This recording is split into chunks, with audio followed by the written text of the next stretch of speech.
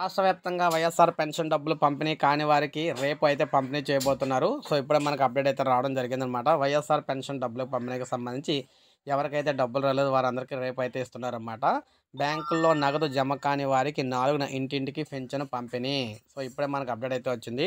Bank ఖాతాలు మనుగడలో లేని కారణంగా పింఛను నగదు జమ కాని వారికి మే 4వ తేదీన గ్రామ వార్డు సచివాలయ ఉద్యోగుల ద్వారా ఇంటింటికి పంపిణీ అయితే చేయనున్నట్లు పంచాయతీరాజ్ గ్రామీణాభివృద్ధి ముఖ్య కార్యదర్శి సశిభూషణ్ కుమార్ గారైతే తెలియజేశారు. 74,399 మంది పింఛనుదారులు బ్యాంకు ఖాతాలో నగదు జమ కానట్లు గుర్తించామన్నారు. వీరందరికీ కూడా ఇంటింటికి వెళ్లి పింఛను పంపిణీ చేస్తున్నట్లు కూడా తెలిపారు. వీరి జాబితాను శుక్రవారం గ్రామ వార్డు సచివాలయాలు అందుబాటులో ఉంచుతామన్నారు. మొత్తం 65.49 లక్షల మందికి గాను 63.31 లక్షల మందికి పింఛన్దారుల ఖాతాలో నగదు జమ చేశామని కూడా వీరైతే తెలియజేశారు.